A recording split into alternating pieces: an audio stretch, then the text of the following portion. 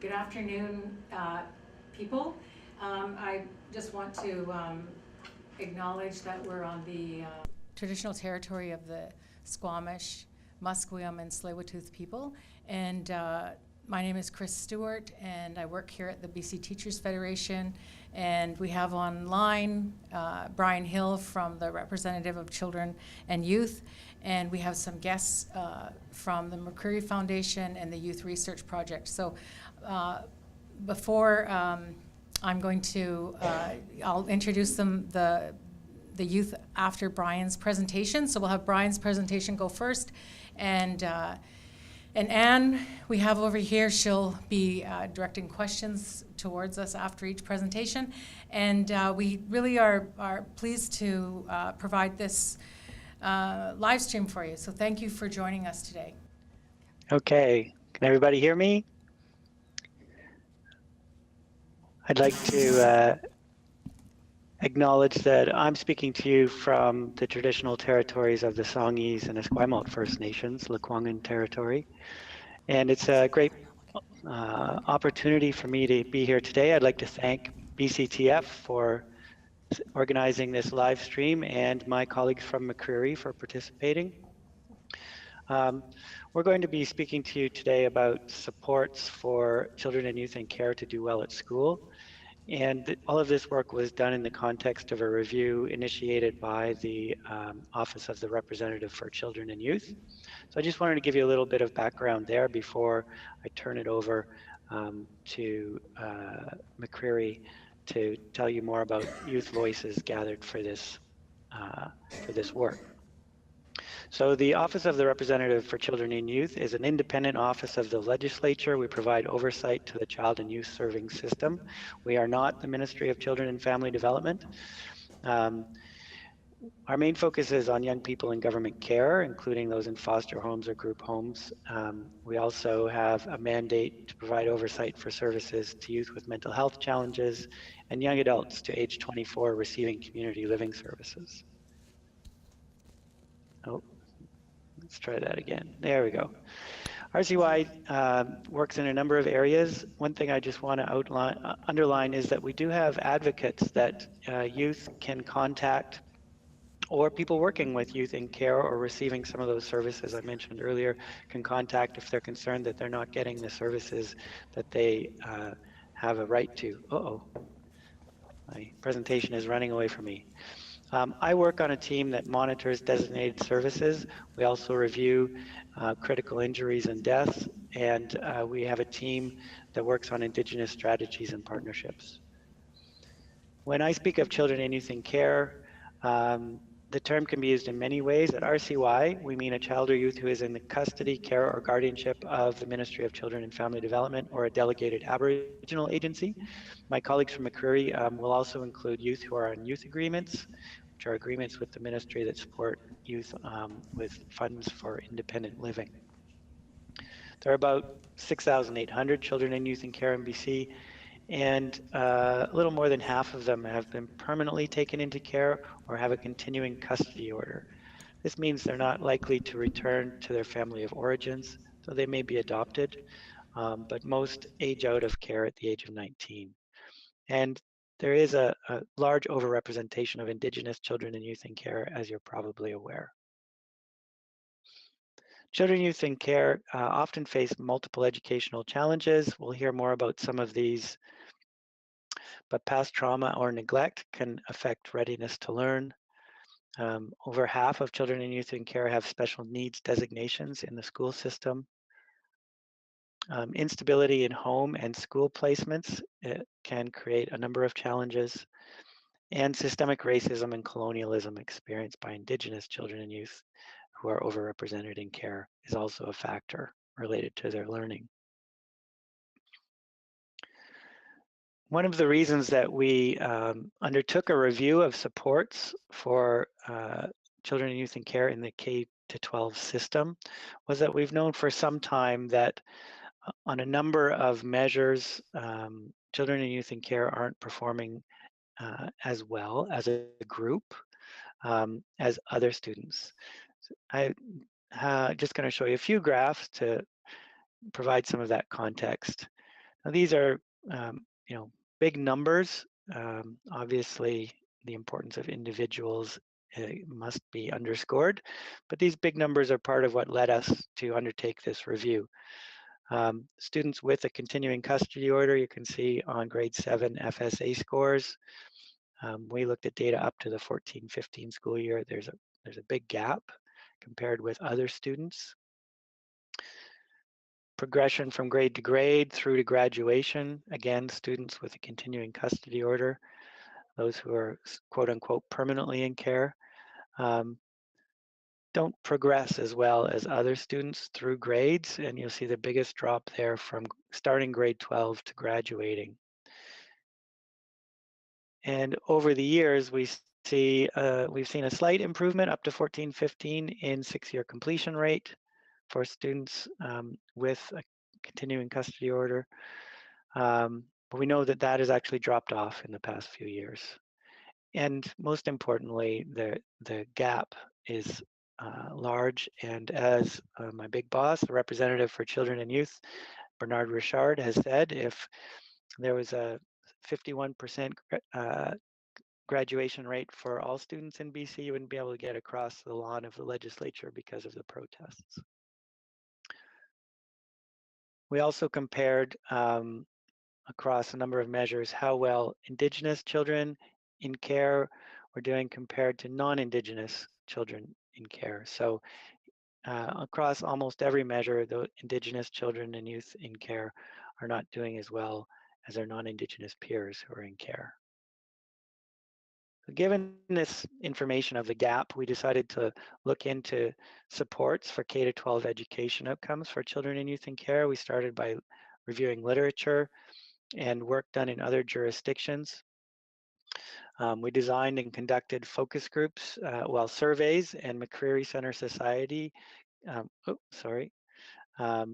conducted surveys and youth focus groups in partnership with RCOI for this project, and you'll be hearing lots more about that in a minute. We took the initial findings from all the data and shared that with various stakeholders, including through BCTF with some teachers to get their feedback, confirm that we're going in the right direction and better understand the issues at play. RCY has released a public report, which isn't the focus of today's presentation. We hope to be able to do another live stream speaking to that later. And we're now working with McCreary and stakeholders like BCTF to get the word out and engage people in our findings to improve supports and outcomes for children and youth in care. So the surveys and focus groups conducted, you can just see here that we got good feedback from teachers through surveys, and that was again with the support of BCTF. I'd really like to acknowledge the Federation's enthusiastic support of this project right from the beginning. We also got input from principals and vice principals, school district staff dedicated to working with Indigenous students, social workers, foster parents, and youth or in or from care. And you'll hear more about that in a moment. But as I said, we got information from a wide group of people, and RCY's report pulls all of this together. The focus of today's presentation is really the youth voices on what they told us, or they told McCreary Center Society and the members of the Youth Research Academy, what youth told them would help them succeed at school and what success means for them. So with that, I'll turn it back over and wish you all well in your work. Thank you very much for joining us today. Now I'm going to turn the session over to Katie, Omaima, and Shailene. So we'll start with Katie. Hello everyone, my name is Katie and I am the Community Research Coordinator at the McCreary Center Society. And just before these two do their presentation, I just thought I'd give a couple sentences about who McCreary is for those people who might not know.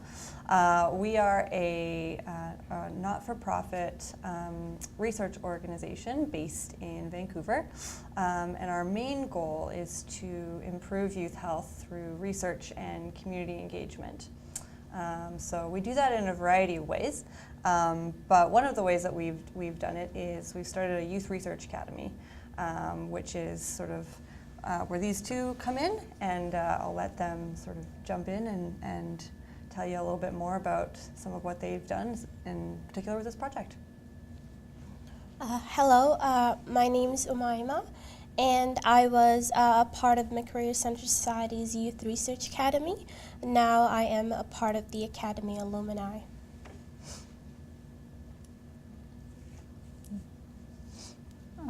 Hi, and I'm Shailene. And, I was also on the Youth Research Academy, and I'd like to thank you all for coming. The first cohort of the Youth Research Academy was a group of 6 youth with experience in government care system. We started the YRA in June 2016. Most youth that came into the program had little to no experience with research. During our time at McCreary, we were trained in community-based research methods and public presentation. We learned a lot of these skills through working on this project with the RCY.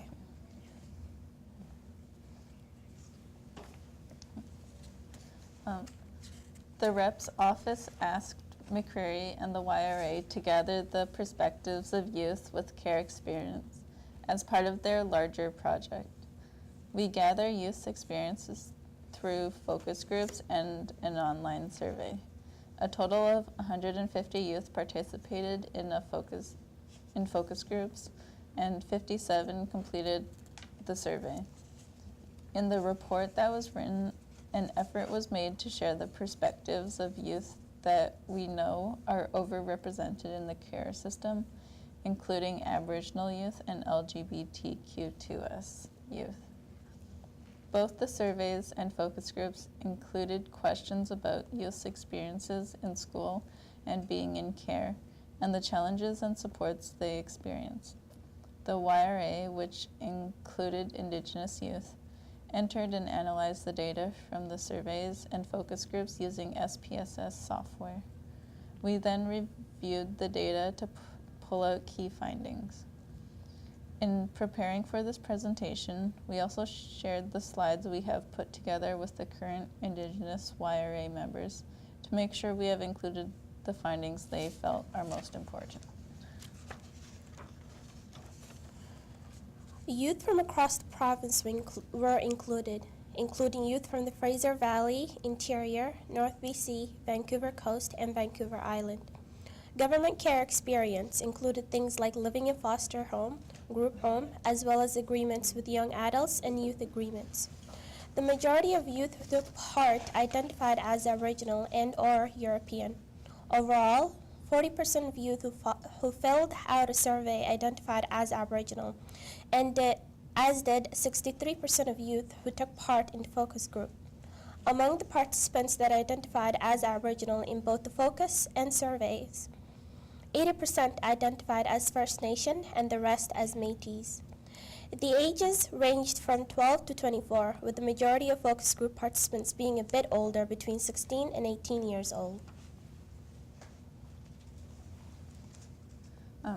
These are some of the examples of what youth thought defined educational success: attending regularly, arriving on time, and staying for the whole day. Also feeling connected and engaged, keeping up with coursework, and graduating when they're ready to. Keep in mind that educational success should be about looking at the bigger picture, not just getting high percentages on work and graduating on time. These are some of the examples of what youth thought defined educational success: attending regularly, arriving on time, and staying for the whole day. Feeling connected and engaged, keeping up with coursework, and graduating when they're ready to.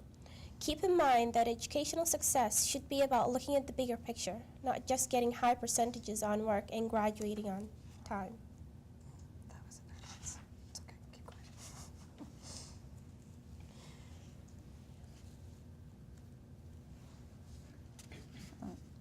We talked to a variety of youth and found that there was a difference in opinion based on age. The older youth reflected on their high school experiences differently compared to the youth who were still in school. Youth felt that graduating on time shouldn't be a primary goal for them and didn't want their graduation date hanging over them.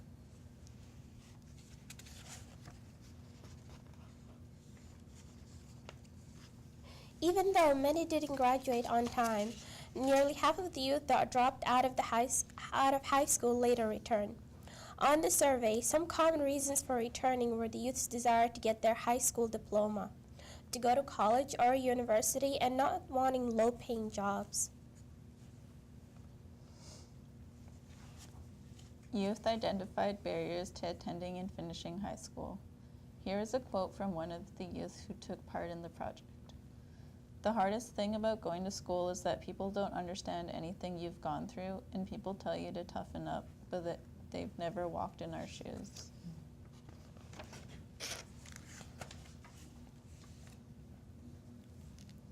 One of the major barriers to educational success is changing care placements, particularly for the youth that changed homes frequently throughout the year. This would often cause them to have to change schools as well. This instability makes it difficult for youth to develop and maintain social connections, feel safe and engaged, successfully complete their coursework, and graduate from high school. Youth have strongly voiced that one of the biggest issues of changing schools was that they often had different curriculum and coursework. With that being said, some students had to either redo grades or classes, which put them behind in school. Here are some challenges youth identified as barriers to graduating high school in the survey. The top 3 were teachers not understanding, as well as mental health and substance use challenges. Older youth were also more likely than younger youth to identify mental health challenges as a barrier to graduating from high school, 93% versus 74%. Youth would like the adults in their life to know that they are going through a rough time or needing support in school, and to be able to teach them how to handle these difficult situations in a better manner in the future. Here is a quote from one of the youth that has taken the survey. "Adults need to be fully aware of where the youth is academically, and to adjust supports in order to help the youth excel and meet expectations with less struggles." These are some of the supports that youth have said helped them while they are or were in care. Youth identified community-based supports as well as school supports that they had found helpful. First, we will be discussing the community-based supports. Participants felt it was important to receive support to learn skills that could help them with educational success. For example, 78% felt that learning good study habits was an important skill. Focus group participants also said that learning life skills such as prioritizing, financial literacy, taxes, cooking, and laundry were helpful in preparing youth for graduation and moving on to post-secondary education or employment. Several groups suggested that there should be life skill courses incorporated in schools. Youth wanted their basic needs ranging from healthy food to stable housing met. This translated to stability at school and a greater likelihood of academic success. Youth who had a harder time or struggled to find affordable housing, being able to pay rent or bills on time, and get groceries or afford transit had a harder time staying in school because they had to prioritize all this before their schooling. This was a particular concern for participants currently on a youth agreement. However, these very same youth are saying they wish they could make it to school and graduate. Youth highlighted the importance of having supportive adults in their lives, including social workers, housing workers, and other adults that they are comfortable turning to. They described these supportive adults as reliable, relatable, easily accessible, and those who attempted to understand youth in care and the care system. One youth in particular spoke of being pushed to succeed by everyone from their foster parents to teachers to school counselors. At the time, they often found it irritating and embarrassing, but were certain they would not have graduated without this type of support. Aboriginal education workers, in specific, were identified by most Aboriginal youth, as well as some non-Aboriginal youth, as a reliable, supportive adult for youth in care, regardless of whether the youth were regularly attending school.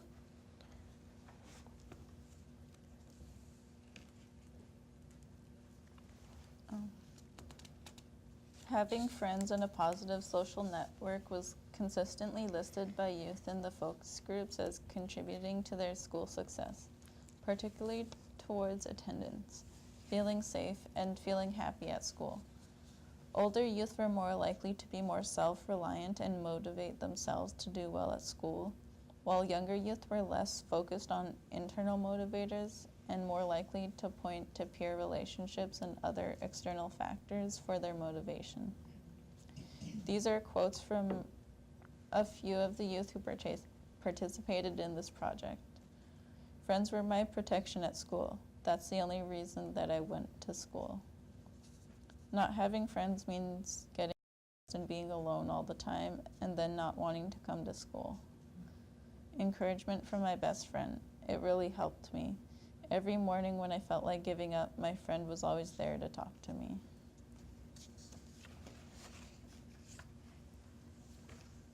Youth identified the need for school-based support, including individualized learning options.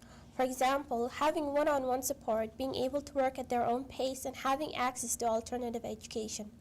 Aboriginal youth in particular also identified a desire to learn their native language and more about their specific nation, rather than learning only general Aboriginal history. Everyone stressed that creating a sense of safety and belonging at school was important, particularly for youth who were Aboriginal, LGBTQ2S, and those with special needs. For Aboriginal youth, this included seeing their culture represented and respected at school. Many youth also talked about how important it was to have a safe, quiet place to go to at school when you need it. Learning about culture at school was also beneficial. Among Aboriginal youth that completed a survey, 91% felt that cultural support are important at school. Both Aboriginal and non-Aboriginal youth felt their school helped them learn about their culture. Those who felt that way were more likely to feel like a part of their school and happy to be there than those who did not feel that way. Finally, we asked youth about being included in decisions that affect their education. Overall, youth wanted to be included in discussions between school, home, and their social workers, particularly as they got older. Most youth felt it was important for their foster parents and social workers to know what was going on for them at school, although a minority actually felt these adults knew what was happening.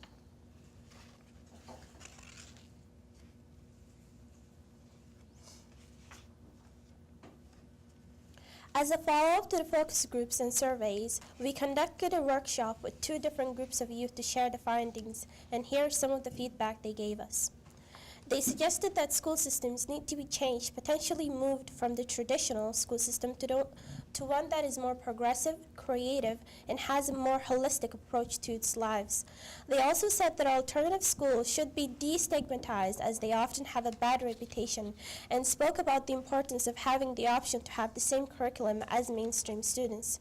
Alternative schools offer a great solution for a lot of youth, but there are not enough grade 11 or grade 12 alternative programs. Communication was another piece that youth spoke about. They emphasized that once youth are in high school, it should be their choice about how much information they share. They should know about the meetings between teachers, social workers, parents, and guardians, and have the choice to be more involved in meetings with social workers and foster parents, and also have access to emails being sent back and forth. Something else the youth spoke about was the need for more school counselors that are consistent, and that youth should be given an option on who their counselor is, depending on their personal connection with that counselor. Now that we've talked about how youth identified academic success, gone over the barriers as well as helpful supports in both schools and the community, the main thing to remember is that youth want to be included in decisions that affect their lives, and they want to feel like they are not being ignored. We felt that these quotes strongly conveyed the voices and the experiences of youth that participated in this project. They have the one trustworthy, super helpful person that they can count on for the support they need. You stay focused, keep an eye on the big picture, goals, set them. We have many learning tools and teachers understand how we work. They are motivated by the people who support them. Thanks for listening. Does anyone have any questions? So thank you very much. We do have some questions that have come through. The first one's actually a pretty basic one for people who are new to the topic. One of our live stream viewers wanted to just know what RCY stands for. It's the representative for children and youth. Okay, thank you. So there you go. One of the questions was how it is that you, and thank you so much for the research you've presented today. There's so many interesting pieces to talk about. How did you two get involved in the actual project? What brought you to participating in the research?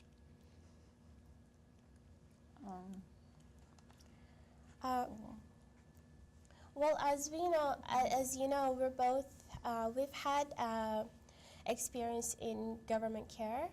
So that was part of the, that was a huge part, at least for me, for one of the, part of the reason that I wanted to get involved in this project. For me, a person that I knew who was helping me with housing at that time told me about McCreary, and they told me about this program they were offering for youth in government care. And through that person, I was able to contact McCreary, and I got a referral. And pretty soon, I found myself involved with various different projects that not only went towards helping youth that were a part of who've been through difficult situations, but also made a difference in youth and other people's lives in general, and also conveyed some very much needed information out to the public. Yeah. And for me, a couple different people sent me the job posting because I was looking for work at the time, and I've been doing public presentations to help improve services for youth in care for about 7 years now. And so they thought it would be good for me, and my only objective for getting a job was to get a job that contributes to making society better. And I thought this would be a good way to improve things. Okay, and another question was, is there anything you learned while you were doing your research that surprised you, that you actually didn't know about, or that maybe affected you in some way, that you actually found out from youth in care that you either looked at their surveys or spoke to with?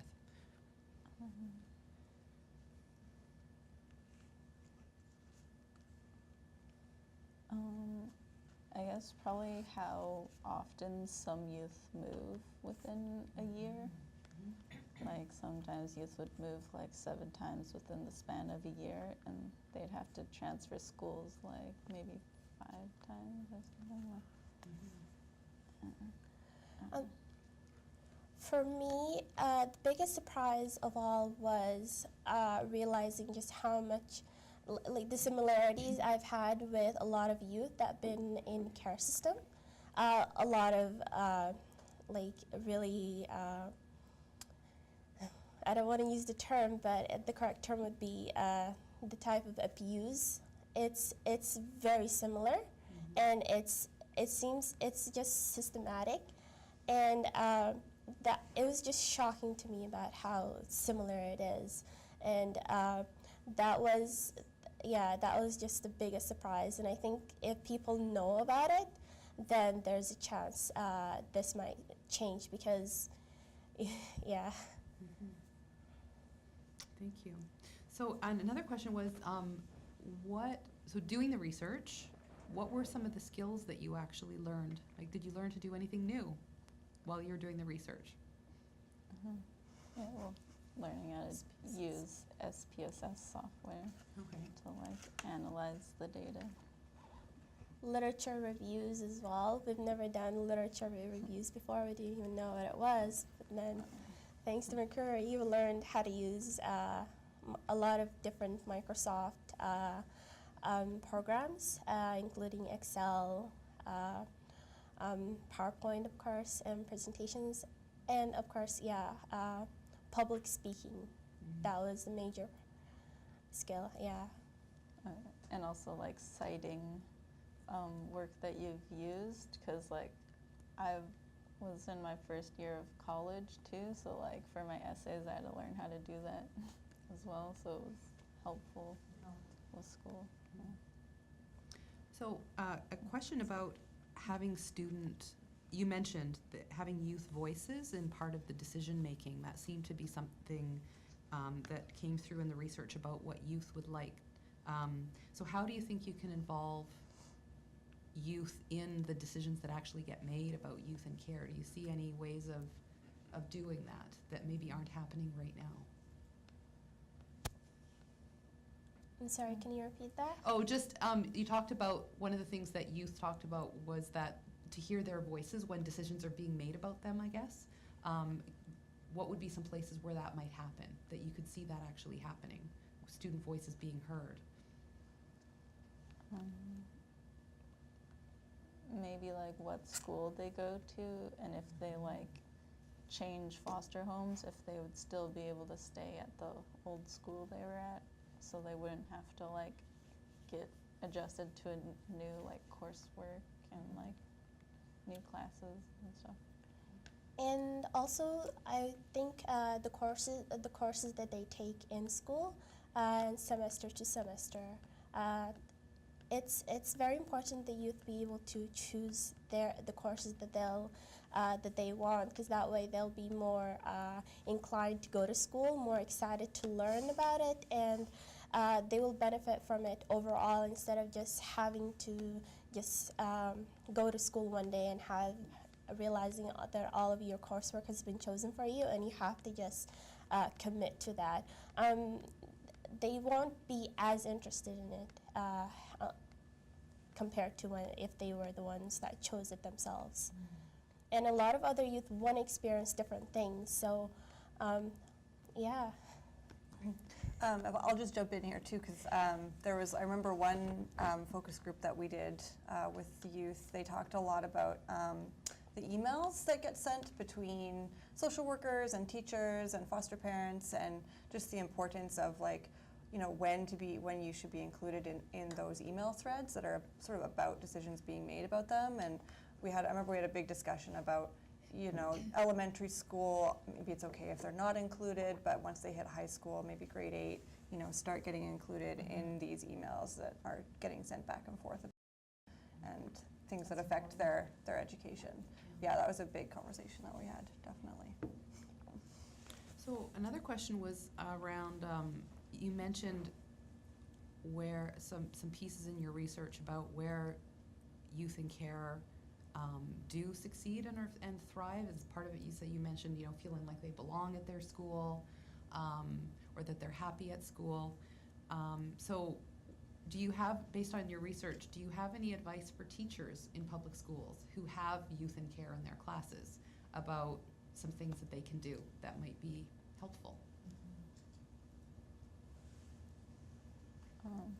Well, for me, one thing that like really made me feel welcomed at school was like at the beginning of class that my teacher would go around and ask every student like how their weekend was, or like, I don't know, just having a little discussion about life before actually like getting into the work, and because it makes it feel like they actually like care about you and your life and like what's going on and stuff.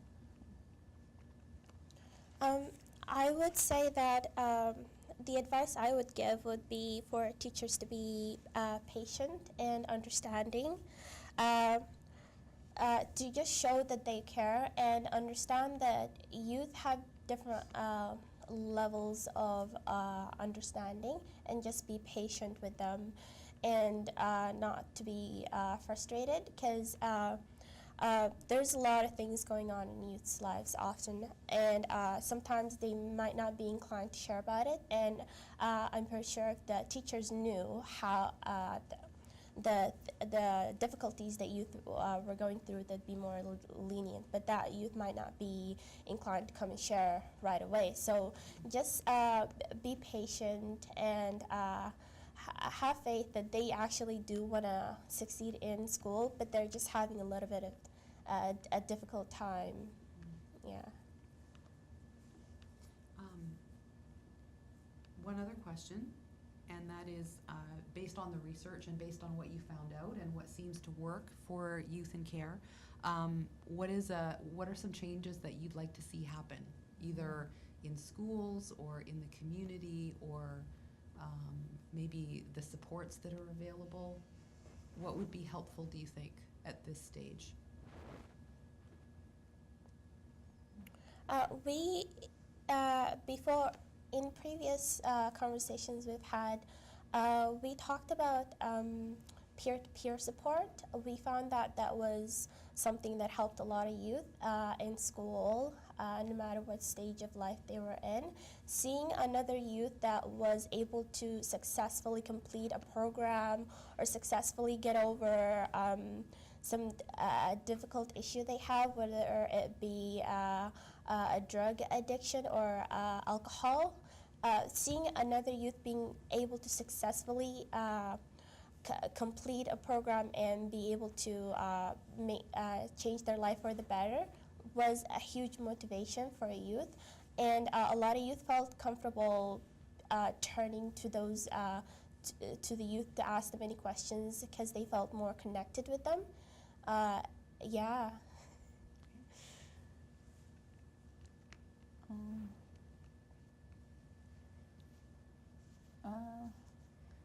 I'm not sure exactly how possible this is, but like I think even just like changing the seating from rows into a circle created like a sense of like belonging for some youth, where they were like in smaller classes, because then you can like see everyone and everyone feels like included instead of like in line and like you're behind other people.